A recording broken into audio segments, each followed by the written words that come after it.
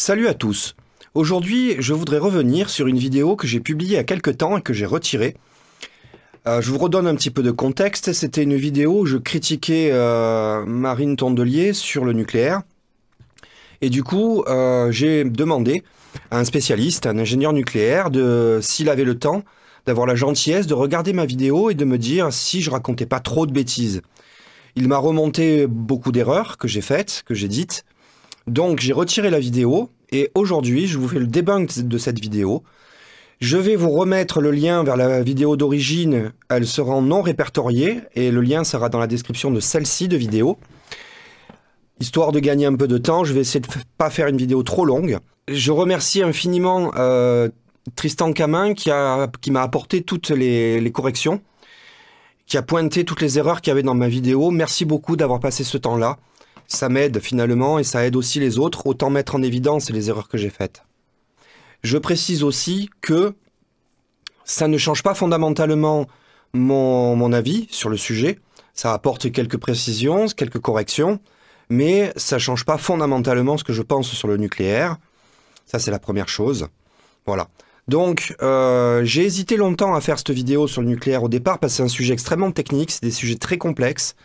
Je ne suis pas spécialiste dans ce domaine-là et la preuve en est, c'est que j'ai des souvenirs et des connaissances qui sont fausses. Donc voilà, je ne voulais pas le faire à l'origine, je l'ai fait quand même et ça a été une erreur. Autant la corriger tout de suite. Moi, je fais des vidéos plutôt de réaction, souvent à chaud. Je ne prends pas le temps d'approfondir réellement le sujet.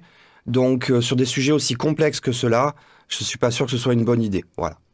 Bon, on attaque direct et d'emblée, je dirais dès le début de la vidéo, de l'autre vidéo, dès la première minute, je suis sur une approximation où je parle de Tchernobyl et je dis, avec erreur, que c'est au début des années 80. En fait, Tchernobyl, c'est 86. L'URSS s'est effondré en 91. Alors moi, j'ai pas de notion du temps long. Je sais jamais quand on est. Actuellement, maintenant, en plus, comme je travaille plus, dans une semaine, je saurais même pas quel mois on est. Donc voilà, c'était ma première petite précision. Alors, la deuxième chose erronée que je dis, c'est à 2 minutes 30 dans ma vidéo, je précise ceci au tsunami et au tremblement de terre. La centrale en elle-même, avec 3 réacteurs en fusion, donc c'est une catastrophe majeure quand même, qui sont toujours pas sous contrôle, hein. Ils sont toujours arrosés et refroidis comme ils peuvent.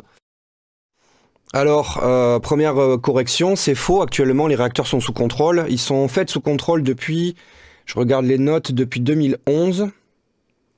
Ils ont trouvé un moyen de stabiliser le réacteur, ce qu'ils appellent un arrêt à froid. Voilà. Ces 3 réacteurs nucléaires n'ont tué personne. Il n'y a pas eu de mort, peut-être un, en fait, mais il n'y a pas eu de mort. Et quand on regarde... Alors, il y a eu un mort, effectivement, dû aux radiations, et par contre, il y en a eu entre 2000 et 2300 supplémentaires qui ont été dus, en fait, à la panique, à des effets psychologiques, de terreur, etc., lors des évacuations. Donc, il y a eu, en indirect, en conséquence de cette catastrophe, 2000, un peu plus de 2000, entre 2000 et 2300 morts. Voilà, mais c'est pas dû directement à la centrale elle-même, c'est dû à l'ensemble de la catastrophe et à la panique. Alors, à 4 minutes 20, je parle aussi de l'état actuel des réacteurs, de la publication que j'avais lue sur Internet. Alors, je l'ai mal comprise. Je vous la remets.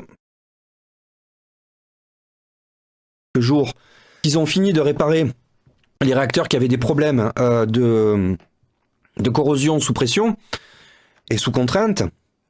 Bon, ils auront d'autres avaries, mais en tout cas, voilà, ça c'est fait. Donc, ils ont terminé les cycles de maintenance, du moins ceux qui étaient en retard. Donc, pour le prochain hiver, on est serein. Bon, alors pas tout à fait, ils n'ont pas vraiment fini. Là, on précise, donc ce sont les réacteurs de 1500 MW qui ont été entièrement réparés pour la corrosion sous contrainte. Et il y a encore du travail sur les 1300 MW. Donc, c'est pas encore complètement fini, mais ils travaillent sur le parc. Il n'y a pas de problème. Tristan Camin me précise aussi qu'il faut faire attention en comparaison entre les différents plannings, puisque les technologies ont évolué. On parle aussi d'un nouveau parc. Donc, le contexte de sécurité, etc., tout a changé. Donc, c'est assez compliqué d'arriver à faire des comparaisons comme je les ai faites dans ma vidéo, avec 30 ans d'écart en réalité. Voilà. Donc effectivement, on n'a pas de boule de cristal. Moi, je dis pas qu'on va réussir à les construire, ces réacteurs, je dis juste que j'ai l'espoir qu'on réussisse à les construire et que je préfère partir gagnant que partir battu. C'est ça, en fait, mon discours. Alors, le fragment suivant. Alors, à 5 minutes 30, je dis que l'Allemagne génère 200 fois plus de CO2. C'est pas vrai, bien évidemment. Ils sont au double au total. J'avais lu simplement que c'était par rapport à la production électrique, d'après mes souvenirs, que nous, on dégageait à peu près 6 grammes du térawattheure, je crois, ou kilowattheure, et qu'eux, ils en généraient 1 kilo. Donc c'est pour ça que j'avais donné ce chiffre-là. Donc c'est bien évidemment beaucoup trop, c'est faux à l'échelle globale du pays, mais il n'empêche qu'ils dégagent beaucoup plus de CO2 que nous actuellement, et que c'est pas sûr qu'ils résolvent le problème, encore une fois. Hein. Alors, fragment suivant. Bien, à 7 minutes 20, 30, je parle un petit peu de Tchernobyl et la régénération de la nature autour de Tchernobyl. Alors, je suis allé vérifier 2-3 choses. Je vous mets ce fragment-là. Maintenant, et le recul avec Tchernobyl notamment, et on s'est aperçu avec Tchernobyl que depuis qu'il y a une zone d'exclusion autour de la centrale, la nature s'est énormément régénérée, beaucoup plus que dans des zones qui ne sont pas radioactives, mais où il y a des humains. Donc en clair, la nature supporte beaucoup moins bien l'humanité que la radiation. Bon, il faut aussi apporter une grosse nuance là-dessus. Donc, la zone d'exclusion de Tchernobyl, qui date donc de 86, elle a effectivement permis à la biodiversité de revenir en force. Toute la zone où il n'y a pas d'humains dedans, la nature est revenue, elle s'est régénérée, il y a eu énormément d'espèces qui sont revenues, et on a énormément de biodiversité. Par contre, quand on regarde dans le détail, quand on regarde la qualité des populations qui sont présentes sur site, on s'aperçoit qu'il y a beaucoup d'anomalies en fait. Et que finalement, il y a des espèces, alors c'est très inégal en fonction des espèces, mais il y en a qui sont peut-être revenus en nombre, en termes du nombre d'individus. Par contre, il y a beaucoup de mutations, il y a beaucoup d'anomalies dans l'espèce, c'est pas sûr que finalement elles soient viables, et que ce sont pas des espèces saines. Avant la guerre en Ukraine, il y avait plusieurs scientifiques qui travaillaient dans la zone d'exclusion, notamment sur des légumes, qui plantaient et qui regardaient comment les plantes faisaient migrer des isotopes à l'intérieur de leur système. Et ils se sont aperçus qu'il y a des légumes qu'on pouvait planter dans des zones radioactives, et que la plante, par exemple, ne stockait pas les isotopes dans ses racines, mais plutôt dans ses feuilles, ou vice-versa. Ce qui permettait de manger soit les racines, soit les feuilles, selon le type de plante. Donc il y a des choses intéressantes. Là aussi, donc j'apporte une grosse nuance là-dessus. La nature, elle encaisse mal la radioactivité. C'est une très grosse exagération que je dis, voire une bêtise. Alors elle supporte vraiment pas bien l'humanité, ça on le sait. Quant à la radioactivité, il va falloir lui laisser beaucoup plus de temps pour qu'elle arrive à l'encaisser, si elle y arrive un jour. Et là encore, ce sera vraiment variable en fonction des espèces. Mais globalement, toutes les espèces souffrent dans les zones radioactives. Morceau suivant. Alors à 10 minutes 40, je précise que les prochains projets sont prévus en bord de mer. C'est pas tout à fait vrai non plus. Il y en a les 2/3 qui sont prévus en bord de mer. Il y a quand même quelques réacteurs qui sont prévus en bord de fleuve. Pour l'instant, ils agrandissent les centrales existantes. Dans les cartons, le gouvernement a expliqué qu'il construirait de nouvelles centrales dans le futur. Pour l'instant, c'est à l'état de projet. Donc il n'y a rien qui est arrêté définitivement, mais effectivement, ce que nous avait dit la ministre à l'énergie, là, c'est qu'ils allaient favoriser les réacteurs en bord de mer plutôt que ceux des fleuves.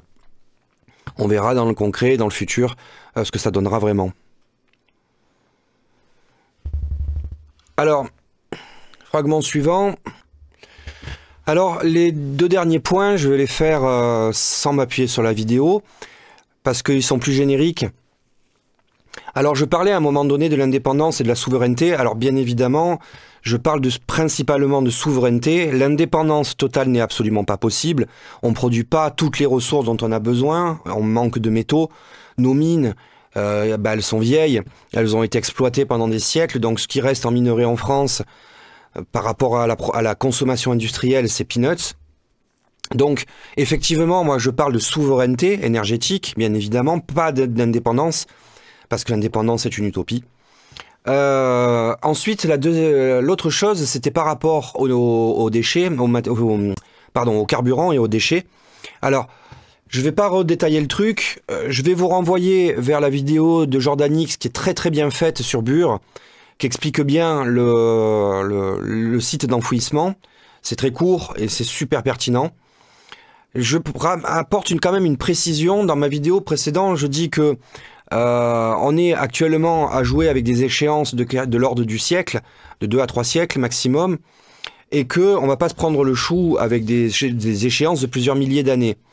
Alors, bien évidemment, si on construit un complexe pour enterrer des déchets, c'est parce qu'on se soucie de ce qu'il y a dans les milliers d'années. Je répondais simplement à l'argument des écolos qui disent que les déchets nucléaires qui sont très dangereux ont une durée de vie très très longue. Oui, ils ont une durée longue, mais le site d'enfouissement a été pensé pour, il est conçu pour et pensé pour avoir une très longue durée de vie et être très résistant. Et aussi, encore une fois, on va s'inquiéter de ce qui se passe de notre survie à court terme, parce que c'est celle-là qui est actuellement discutée. On n'est pas en train de savoir si l'espèce humaine sera encore en vie dans 10 000 ans. On est en train de discuter de savoir si on peut sauver notre espèce d'ici 300 ans.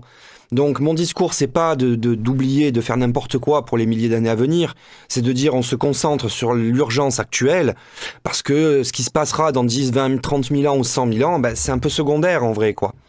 Voilà, c'est simplement ça mon discours. Quant aux déchets, alors attendez, je consulte mes petites notes.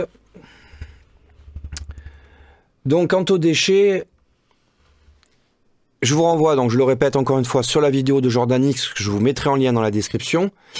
Et pour finir, j'avais dit qu'on avait beaucoup de réserves aussi d'uranium. Alors ça, c'est une donnée que j'avais tirée à Jancovici. Et il l'a dit plusieurs fois, qu'entre nos réserves de plutonium et les réserves d'uranium qu'on avait dans le sol, on avait de l'énergie pour très longtemps. A priori,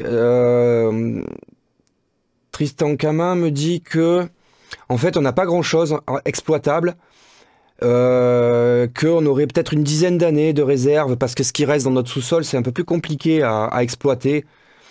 Environ 3000 tonnes par an, donc ça couvrirait à peu près la moitié de nos besoins. Voilà. Donc, est-ce que c'est moi qui ai mal compris Jancovici, ce qui est fort possible, hein, ou qui ai fait un mauvais amalgame dans ma synthèse, ou est-ce que les données d'origine étaient fausses? Je sais pas. En attendant, ça change pas que le fait que l'uranium, enfin le nucléaire, reste une énergie extrêmement dense et qui, en termes de quantité, est très intéressante. Voilà. Donc j'ai fait le tour de tout ce que j'avais raconté comme grosse bêtise dans ma vidéo précédente. J'en suis déjà à 13 minutes de correctif, c'est déjà pas mal, hein. Donc vous comprenez maintenant pourquoi je l'ai retiré. Je voulais pas laisser autant d'erreurs diffusées comme ça. Je pense qu'il y a suffisamment de bonnes raisons pour utiliser le nucléaire, en tout cas à moyen et à court terme, qu'on n'a pas besoin d'utiliser des fausses raisons, ou d'inventer des trucs, ou de donner des fausses informations, voilà. Bon, je vais m'arrêter là pour cette vidéo. N'hésitez pas à liker, partager, tout ça, vous connaissez le principe. Et puis je vous dis à une prochaine fois pour un autre sujet.